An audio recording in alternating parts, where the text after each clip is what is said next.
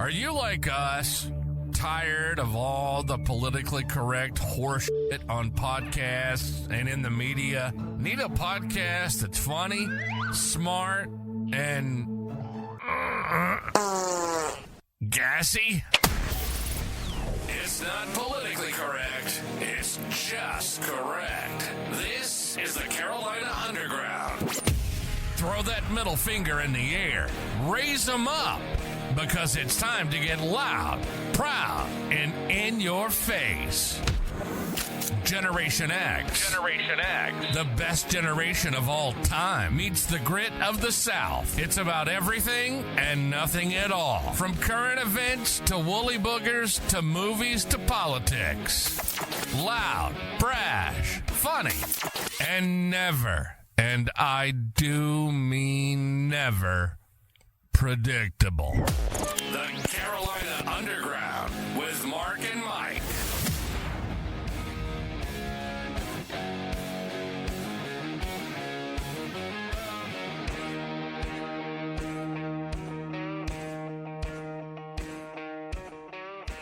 Yo, yo, yo, yo. It's the Carolina Underground, boys and girls, and we're back again here to put the middle fingers in the air and piss you off. Do we have to piss everybody off, Mike? I'm just asking, dude. Well, I don't think it's a prerequisite. Somehow it just ends up happening. Well, sometimes if you can't take a joke, hey, I guess I don't understand, all these people that can't take a joke, how life's worth living. Well, yeah, laughter does the heart good like a medicine. Absolutely, it does. These people sure do take themselves way too seriously and don't laugh. Well, that's kind of the problem with a lot of society today is they really seem to think that people seem to, I think it goes back to participation trophies, if I'm being honest, but everybody thinks that they're supposed to be respected. Number one, here we come. Well, no, am I wrong? Does it not feel like everybody thinks that they need respect? And I was brought up to believe you had to earn respect. Right, exactly. You always give a certain amount of respect just as a common courtesy. Correct. Until somebody proves to you that they are not complete and total asshat, and then you act accordingly. Let's see. Then you recommend them for a Legend of Flight, I guess, right? Right. That's right. He's up there with Buzz Aldrin and all them rascals that's walked on the moon. That's going to be my soapbox. So you trying to get me started? I'm on. Well, you said we were going to piss everybody off, so I was going to wind you up. I'll tell you what. I got the topic that will piss everybody off. Oh hell. We will talk about the Taylor Swift Football League. The what? Taylor Swift Football League. What the NFL's turning into, because every time you hear NFL now, all you hear about Taylor Swift. And I'm going to be honest with you. I don't think she's all that pretty, and I don't think she's all that good of a singer. But that's just my personal taste. And I'm going to tell you why. The chest is a little bit too flat for my liking. There ain't nothing there. Well, I'm not going to go down that road, but again, the point of the matter is that's kind of what we're dealing with in everything. Is we got a small group of people that have gathered together and decided they're going to run the whole world, and so they're the ones that decide who's popular, and they're the ones who decide who gets airplay, and they're the ones they make all of these decisions. And I'm going to tell you right now. I don't think if you put a gun to my head, I could, sitting here honestly, could name a Taylor Swift song. Well, you and I aren't her target audience anyway. Thank God for that. Yeah, I am not now, nor have I ever been a 13-year-old girl. Come on, you don't identify. No. Come on now. No, I don't at all. But that's, we got to find something better to talk about. Than Taylor Swift. I gave up on the NFL. I stopped paying any attention to the NFL back during the Colin Kaepernick kneeling days. Oh, I gave up on it a long time before then. Yeah, I hardly watched. I watched it basically when the playoffs showed up and for the Super Bowl, but it just. I remember vaguely going to youth group meetings and watching the Super Bowl on Super Bowl Sunday. But I never have cared about football. I think it's that pro sports to me, and I grew up in the South, and it pains me to say this, but even NASCAR, it's just stupid. You got a bunch of adults getting paid a crap ton of money to play a kid's game, and then they whine about it. Well, and there's a lot of truth to that. I mean, my thing about watching any kind, I enjoy watching college sports. Well, I prefer college sports. I like college sports. Well, but again, my whole thing, I'm not big at watching sports because why do I want to watch somebody else have fun? I'd much rather be out there doing it myself. Well, I kind of agree with that. I don't really watch it. I watch like the highlights, or I may tune in for a few minutes long enough to see the score or something like that, but I don't sit and watch it. Now, I do enjoy, as you know, I wrestled some in a previous life, non-professionally. No, I did wrestled, I did not wrestled. No, I wrestled. You wrestled. Okay. Wrestled.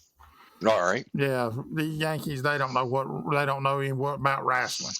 Roger that. But I enjoy watching wrestling matches, and I really enjoy watching, particularly like going to see younger kids wrestle and I did some refereeing, and I like refereeing the younger kids because as a referee, you didn't have to move because them little rascals just spin around in circles, and sooner or later, they'll be right back around to you.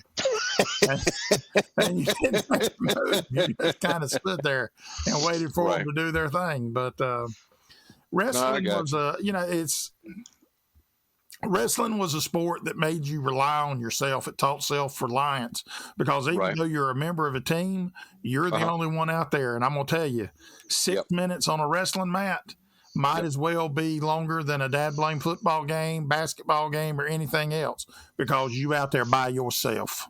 No, you absolutely are. And I did a little bit of that when I was in high school, my own self, as well as doing some judo. And you're right. You're out there by your onesie, and it's between you and that individual. And to me, that's real competition. Right. When you're just have dealing to rely on your mano a mano, your skill, your preparation, all of that stuff. And again, and that brings us into that'll lead us into the boxing ring, and which of course it immediately makes me think of the Rocky series. And you had a comment or two that you wanted to make with regards to that. We got some bad news. Apollo Creed, Carl Weathers. Passed away February the 1st. I think he was 76. It's kind of sad because that's one of the people that iconic movie roles, and he theoretically died in Rocky IV or whatever, killed by the Russian. And then toward the end, here more recently, the Rocky movies are named Creed because Rocky's training his son and stuff like that to win the title. And of course, I haven't seen all of those because they don't kind of hold the same sway as Yo Adrian and all that stuff. And it's just, and Carl Weathers was in a lot of stuff. I think he was in Predator and a lot of other big blockbuster movies of the 80s and stuff like that just kind of were cornerstones of the American movie world and stuff like that. And it's just, you hate to see people die, particularly when you enjoyed watching them, you enjoyed their work and stuff like that. That we're at that part of life to where our heroes and stuff are slowly but surely all going to be dying off. Oh yeah, well, it happens. It does happen, and that is a sad thing. He was a truly iconic actor, and again, he's one of sort of like his voice was a booming and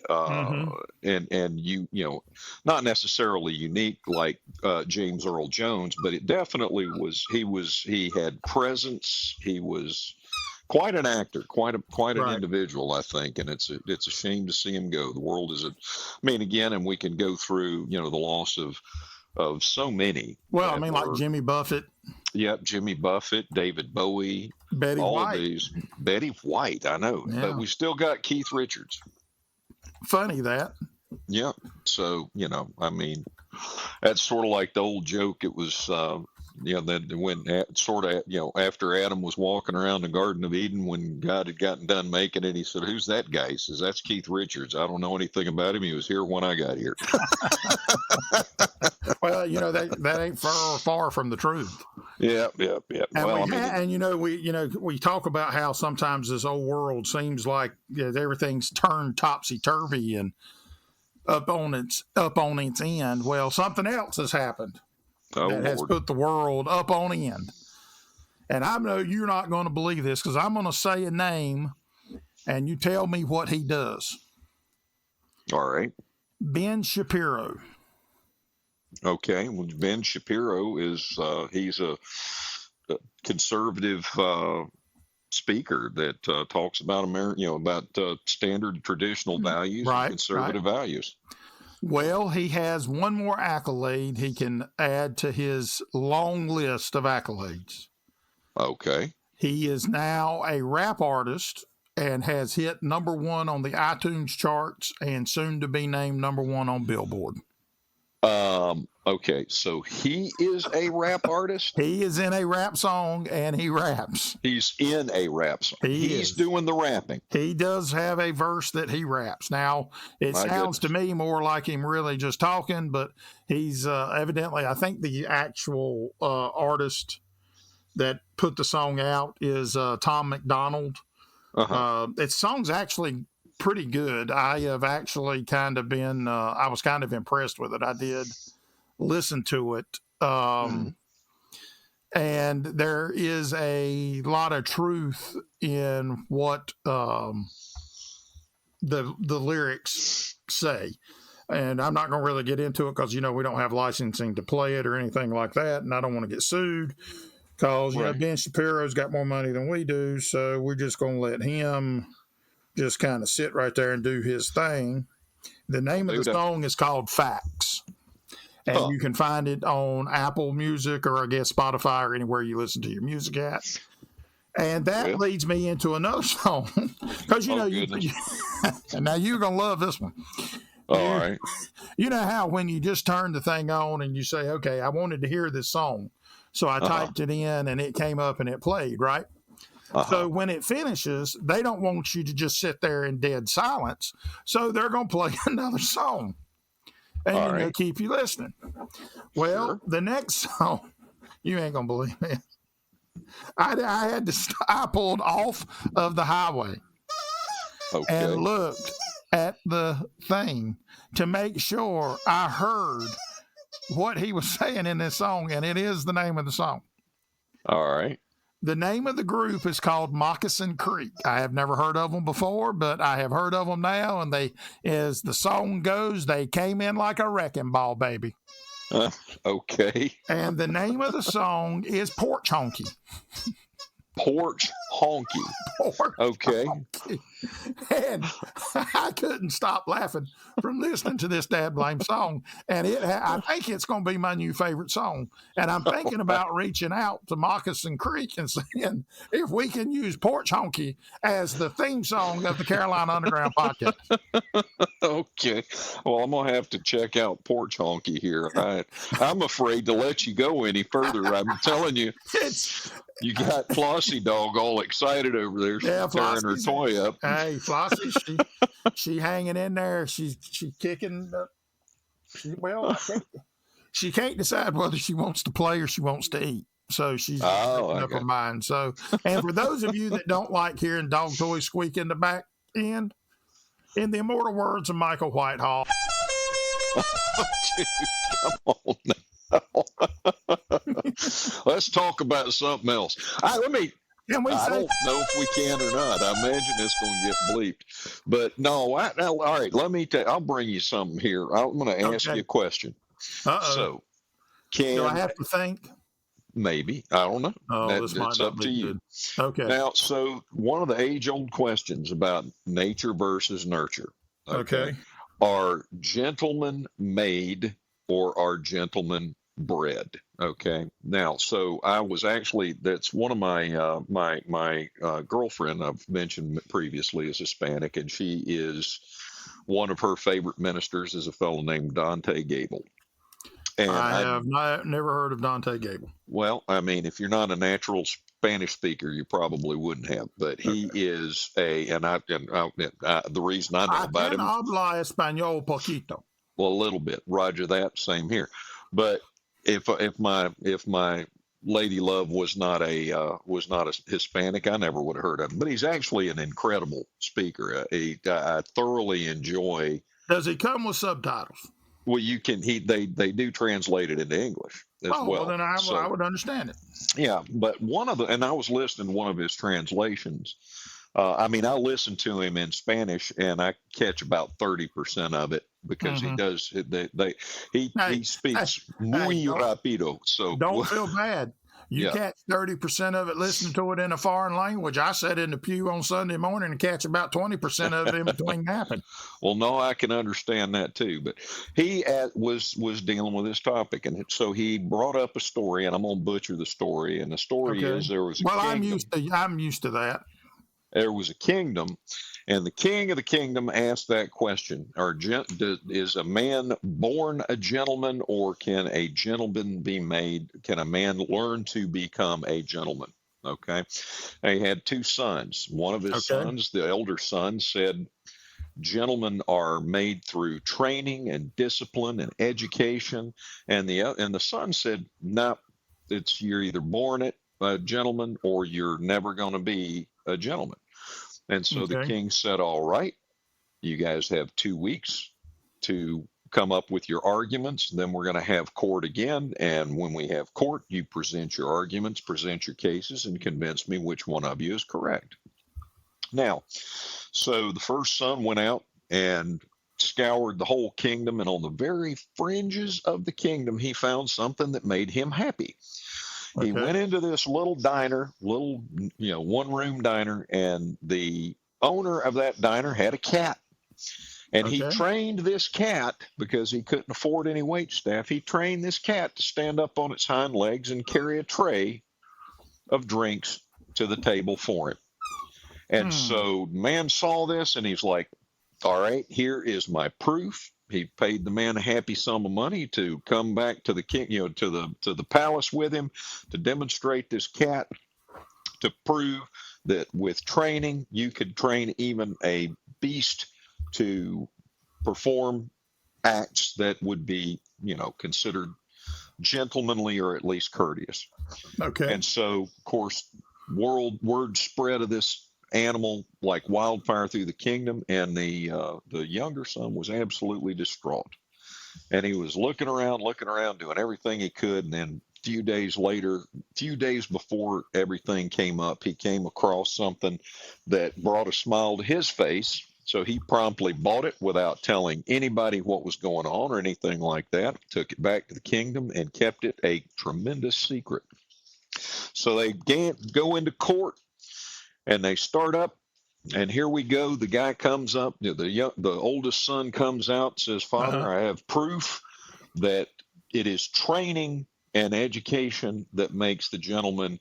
And behold, and out trots the cat on 2 legs carrying a tray with a drink on it for the king. He takes it over to the king and sets it down. And everybody applauds. It's the most amazing thing anyone's ever seen. Cat goes back to get another tray of drinks with the drink for the queen, and he's carrying it across the room. The younger son has just been standing there with a smile on his face the whole time, and so he opens his box, and out pop 2 white mice that go skittering across the floor. The cat drops the tray of drinks and takes off after the mice. Okay. And that was, he said, proved his point. Now, the point being, and you can look at this story one of 2 ways. So what do you take on it? Is it the training that makes the gentleman, or is it nature versus nurture? I actually think I would say it's a combination of both. And I would agree with you to some degree, but go ahead, sir. But for example, let's just take, for example, British aristocracy. Yeah. At that point, there would have been a birth saying, oh, well, just for the happenstance of your dad's sperm donor was a peer of the realm, you're a gentleman, when they were some of the most vile people and vile acting people on the face of the earth. I think in order to truly be a true gentleman, you truly probably have to experience true humbleness and humility in order to give deference to others and realize that it is your responsibility to make sure that others' well-being is taken in consideration before you consider your well-being. Well, and I agree with that. And my thing is, and this was sort of the message that was put forth. That I mean, again, we obviously we do need training. Obviously, we do need education. Right. Okay. Obviously, some of us need more than others. And there's no doubt to that. But we obviously need rules that make society function, et cetera, and following those rules. But at the end of the day, your true nature is your true nature. Okay. And you can either stand in opposition to your true nature, which is what being, acting appropriately and humbly is when you get right down to it. We don't, and this is one of the things, you don't have to teach a child to lie. They'll do it without any, they'll do it in order to protect themselves anytime that they feel like they need to. You have to teach them that it's not appropriate to lie and when they shouldn't. And they have to agree with that and accept it. Okay. Now, and again, you don't have to teach a child to steal. A child will steal if they're not taught. Most children will steal if they're not taught that it's not the right thing to do. Right. So, but at the end of the day, we always have to be on guard about these things, because otherwise we will slide into our nature. And I mean, it's kind of the whole thing of we're all born in sin, and sin lives within us, and we have to overcome it. Right. But I thought that was a great message, and that is a good message. Wanted to share that. But I do believe that, and that's kind of the thing that I was thinking about. Now, a lot of times when we get to soapbox stacking, we don't come up with any solutions to the problem. We just bellyache about them. And it occurred to me that. Hey, I got a lot of belly to ache too, baby. I got you, brother. But it occurred to me at the end of the day, what we all need to do is be aware of our own true nature, and be aware that the whole world would be a much better place if we take the time to be aware of our own true nature and to try to be better than that to one another. And then with this small group of people, and it is a small group of people that make up the WHO and the WEF and the United Nations and NATO and the federal government and all of these people that are trying to oppress us. Mm-hmm. And I do believe I shared that meme I saw the other day about how we had more rights under the English monarchy in 1776 when we revolted than we have now from our own state, federal, and local governments. You did share that. Yeah, and it actually kind of shocked me because I didn't think about it, but it's very true. But we don't have to put up with and live by these rules if we all work. If we're all just to overcome our base nature, and instead of being scared of each other, or instead of just standing on one side of the aisle and screaming, we're right and you're wrong. Mm-hmm.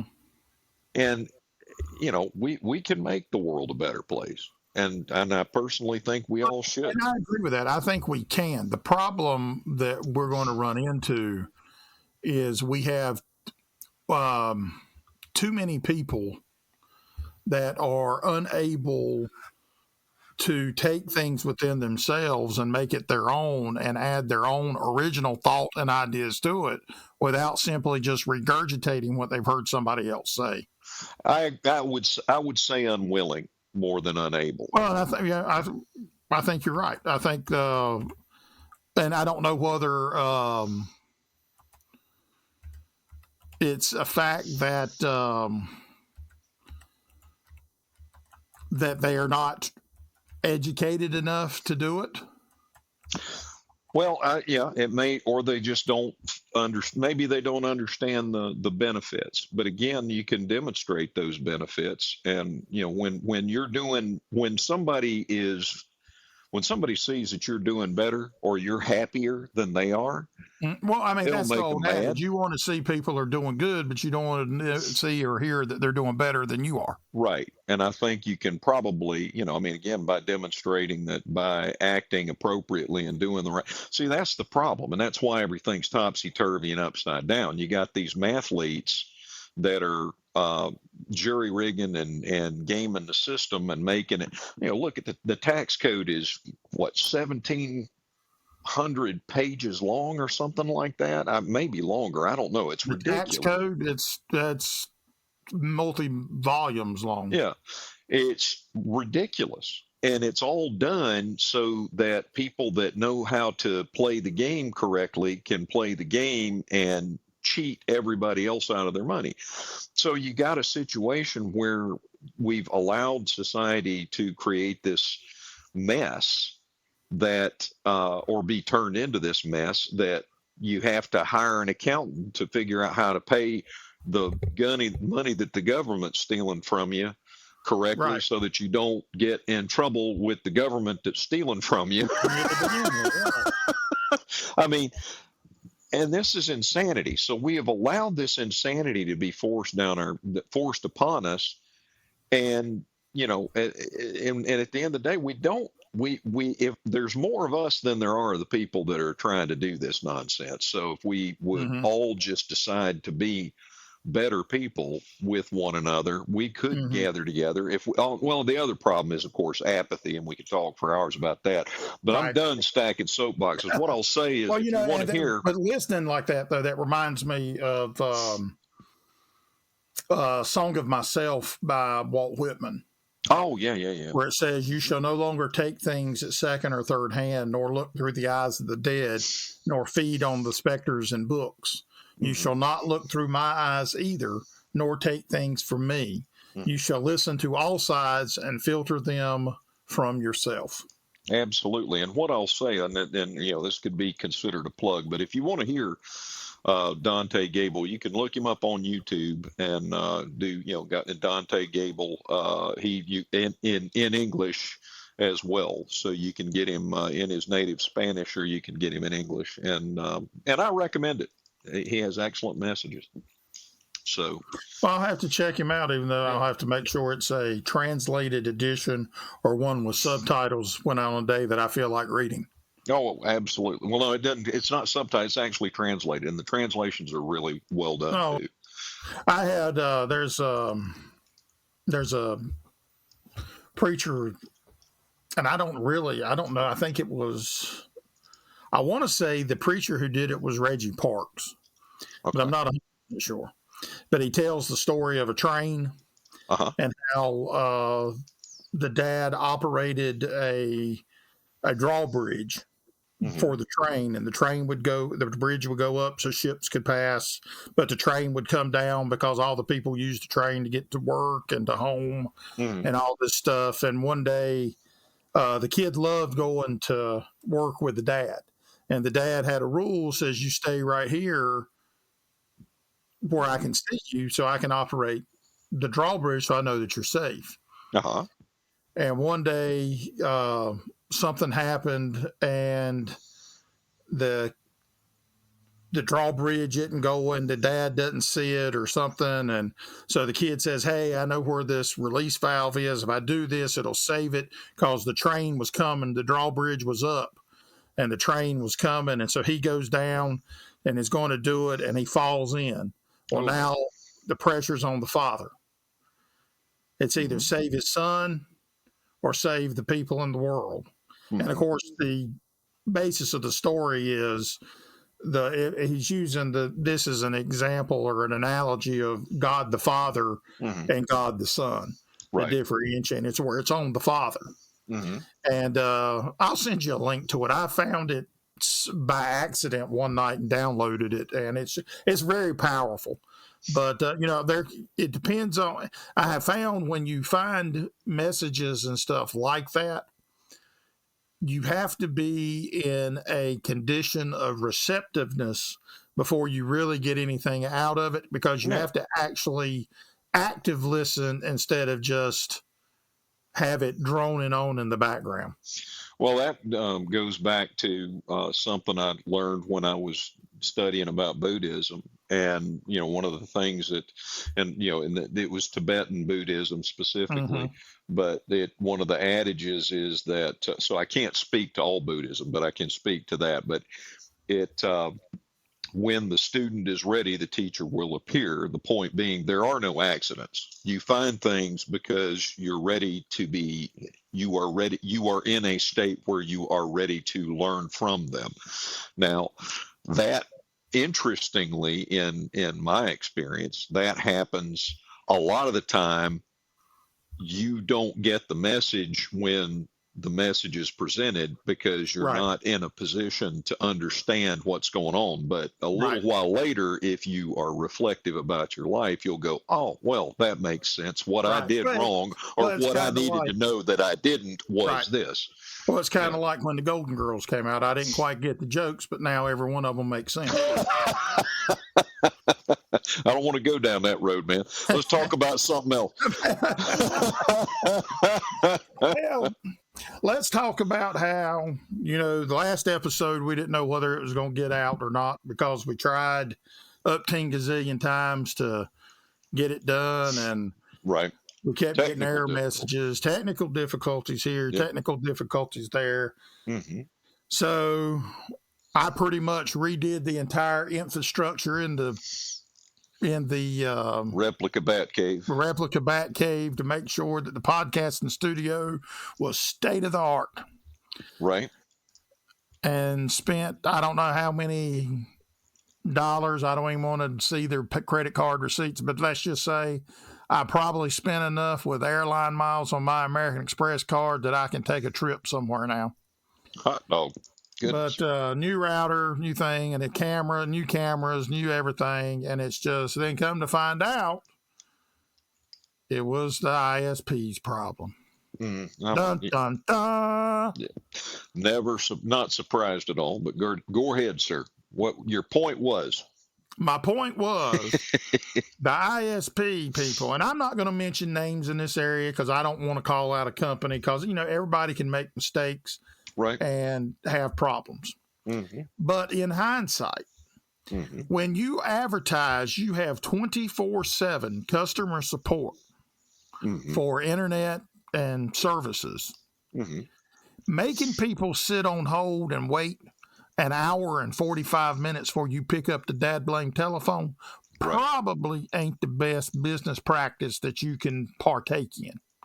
Because it ain't going to do nothing but piss them off even more. And I'm going to be honest with you, that we did finally get that. I finally found a software that would record locally that we were able to do it because, normally we record over the internet because we're in two separate locations because we're kind of like the president and the vice president. We can't be in the same place at the same time in case somebody tries to kill us like them damn Chinese or them damn Russians. Well, I thought it was because we might try to kill each other if we was in the same place at the same time. Sorry. Damn, brother, I don't believe I told that. Sorry, brother. Didn't mean to derail you right there. But anyway, I'm in the process, and then so I'm buying all this stuff, and the new cameras come in, the new router comes in. I got a nice router. I mean, it's a nice one. It looks like the dashboard of a brand new cotton gin. Hot dog. It got all these little lights, and it got all the places for phone and all this stuff, and ain't no antennas, and it's enterprise class. So that tells you right there, it don't do Wi-Fi. So then you have to buy Wi-Fi stuff, and it just been a thing. And then I felt I needed retail therapy because this was not retail therapy because this was something that I thought I was going to have to spend because they kept telling me it was my crap that was broke. Yeah. So. Well, but that's the standard line. I mean, because that's their get out of jail free card when they can't figure out what it is, or they don't want to be in a situation where they might they have to figure out what it is. Where they might face some kind of legal repercussions. Oh, well, it's your equipment, because then you have to come prove to them that it's not. And I did so. I did do that. No, I needed retail therapy. I needed something to make me feel better. And what I purchased is twofold. Mm-hmm. It makes me feel better, and it makes it where I can see the crap better because, I'm getting old and can't see shit and click on the wrong things all the time. Well, there you go. I bought me a 49-inch monitor. Oh, Lord. That's curved. Oh. I'm gonna be piloting the dad blame space shuttle, baby. Hot dog. Goodness. It'll be like ground control to Major Tom. Ground control. Goodness. Well, I mean, again, so, now one of the things I am going to say is that we probably ought to stay away from personal woolly booger stories on future podcasts because there was a follow-up incident that I was not pleased with that, any rate, but so I want to stay away from personal woolly booger stories, but people want to hear about woolly boogers. We can talk about woolly boogers, just in the abstract, not in the personal. Okay. But no, it wasn't a bad thing from anybody that was involved. It was kind of an escalation on part of the woolly booger, and so you gave it oxygen and it started catching on, but started smoldering. I got so you. we don't want to breathe any of that stuff now I have into a existence. topic here that I show that we have. You told me to write it down, and I keep meticulous notes on our discussions. Oh, good because heavens. This is going to the Library of Congress. So plausible deniability is, that's right. gone. It's gone. But you have been meaning to talk about, you keep telling me you got something to say about radioactive batteries. Well, yeah, the Chinese, one of the things, of course, that is problematic, and we talked about that a little bit with the Tesla, conversation where he built the electric car, but he was using lead acid batteries. And we probably need to, we probably will have to revisit the Tesla discussion because we did not give him the deference that he deserves because of all the technical difficulties. Not at all. That is 100% correct. And you can we could do a series on Tesla and not scratch the surface. But no, so, and again, this lead acid battery technology that Tesla was working with has been around. I mean, they found, the Babylonian battery, which of course is an out of place artifact. It was very much definitely a battery. You look at it and it could not be anything else. It had, a copper electrode and it had, I believe, lead electrode. I mean, at any rate, blah, blah, blah. I don't want to go into that too deep because I haven't looked at it recently and I would really hate to misspeak. But that technology has been around for a long, long, long time. And so then we have gone on to the rare earth element batteries, which, are what we primarily use today. And they have their drawbacks as well. There are especially when it gets cold. Yep, there are aluminum oxide batteries which are not getting the level of recognition that they need to because they really are tremendous. But China has come up with a battery that is based on a radioactive variant of, I want to say, nickel. But again, it has been a hot minute since I've looked at that because I didn't know you were going to bring it up. Hey, don't ever doubt the meticulous notes. I shall not in the future, my friend. But at any rate, these bad boys, because of the radioactive element, apparently they will run for pretty much ever. Now I didn't, I didn't go that deeply into it, but of course it came out of China because the United States is abdicating as hard as it can its position as a technology leader to China. But it's really intriguing that this technology is coming into being. Now, forever, of course, is an impossibility, but they will last a long time. And I'm not sure if that's their charge and recharge. Again, I only skimmed the article, and it wasn't that heavy duty of an article to begin with. But it is an intriguing thing. Point is, there's all manner of things out there that we don't know. We the more you learn about science, in my opinion, the more you realize that we don't know much. Right. We know a little but bit. We like to parade around that we do, but we we hadn't even scratched the surface. Well, and that's what I love, that whole trust the science statement, because the whole thing about science is not trusting anything and testing and retesting and verifying and re-verifying. And the fact is, in science, a theory cannot be proven. It stays a theory forever. Even if it works, it's still a theory until it is disproven. And then once it's disproven, it is a disproven theory. But I mean, we're operating under theory, and that's basically saying this is what we have seen that works, and this is why we think it works. Right. Exactly. So it goes back to, you may be right. It's possible. It is possible.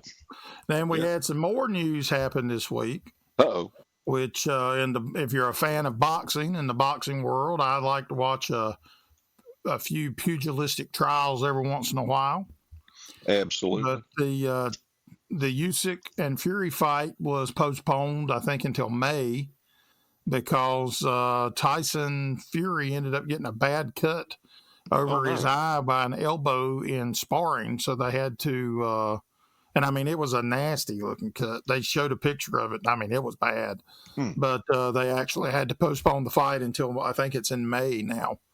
And I think that was supposed to be like coming up in the next weekend or two. But it has now been pushed to May. So we're going to have to wait till we have our first unified heavyweight champion of the world since Lennox Lewis in 1999. But again, back to our comments, and I mean, that's actually a lot of this is tied together, because why do we enjoy watching, these sorts of competitions? Why did the Greeks have their original version of the Olympics? And it's just part of our true nature. We have, we have to have had a violent nature to have survived in nature. Nature is violent. That is a fact. I mean, just look at the sheer power of the ocean waves. Oh yeah, absolutely. Well, that's one of the things I always tell people. I did service in the United States Navy, and the United States Navy, more so than any other branch of service. Well, I guess if you want to include the Coast Guard and whatnot in there, the folks on the and even the Merchant Marine and whatnot, but those who travel on the sea are in a constant state of warfare, much like the people who fly in the air, because it's the ocean that's trying to kill you. That's the place that you're not supposed to be. So if you're a scuba diver, you are at war with the ocean. If you are sailing, you are at war with the ocean. And so in maritime conflicts, and in my world, I'm at war with ISP. There you go, because you ain't supposed to be there. Right. But again, the point being, got to make sure. We first started though, we're thinking, did they trying to cancel us? Was we going to have to make our own ISP to get the airwaves out? I don't think we're that important yet, but boy, I'd like to be. I would like to be. We should be. Yes, I think so. Well, and bring up politics. Oh Lord. Here we go. Buckle up, Buttercup. It's on. South Carolina had their presidential first in the nation, but it ain't first in the nation. So. Yeah. And are you telling me y'all idiots are voting for that damn fool again? It ain't us. I'm telling you, it is a small group of people, and they don't speak for the overwhelming majority of South Carolinians, because I know I honestly think somebody needs to run a campaign like they did in Brewster's Millions. Oh no, I agree. With none of the above, and then none of the above. People don't want none of it. Well, and I will go on record as saying that if this thing goes the same arc that it did last time, they're going to do something and gerrymander or jury rig this election so that Biden winds up in office. And people are just going to have to absolutely put their foot down, stand up, and not go into this, oh, I don't believe they would do that nonsense, because the evidence has come out. They will do it. Oh, yeah, they will. I fully believe that they will. I would be overwhelmingly surprised if they don't. I can't remember the guy's name, but he proved in open court recently that you don't have to have anything but a pen to hack one of these voting machines and change the vote totals. Yep. And I mean, again, in every one of the precincts that the accusations were leveled of the mail-in ballots being fraudulent, it has been proven that they were, but nobody says anything about it, because again, it's the same group of people that perform. I mean, the Fox's Garden, the hen house, the same people that are performing this skullduggery and nonsense are the ones that are in control of investigating it and proving it to be true or false. Exactly. And that there, within that lies the problem. Yep. Well, the problem is that there's too many people that are apathetic and want to stay in their bubble and not. Well, because and the majority of those are the ones that are receiving a monthly stipend or check and have the government tit in their mouth. I'd say there's probably a lot of truth to that. I'm going to be honest with you. I'm all for everybody having a voice. Yep. And I have no qualms with that whatsoever. I agree. But if your voice is colored by the fact that you don't want to make changes because you are sucking the government tit and getting money off of welfare, then I'm going to be honest with you. If your 90% of your substance come from the federal government, you ought not to be allowed to vote. No, absolutely. It's a clear conflict of interest. Exactly. Well, and another thing also, if you are in this country illegally, you should not be allowed to vote. And that's what a lot of those mail-in ballots and whatnot turned out to be, from illegals and whatnot. At least that was one of them. My dander up. Now, you started. Oh, Lord. You started. All right. I'm going to do it. Pass the snout to the curly tail. We stopping it right there before I catch a charge and whoop somebody's ass. And we gone. Bye. Have a good one, man. No. All right, you crazy bunch of motherfuckers. Wait, can we say mother? Anyway, you've been listening to the Carolina Underground. It isn't politically correct, it's just correct. Our motto is, if you can't go balls deep, don't go at all. Actually, that's not our motto, and I'm sorry, I don't even know what that meant. All right, we gotta go. We hope you enjoyed the show. And if you didn't, we hope it really pissed you off. Follow us on Twitter at Carolina UNDGRND Underground, get it? Or drop us an email at Carolina UNDGRND, get it? At northstate.net. We want to hear from you. Y'all be cool. See you next time on Carolina Underground.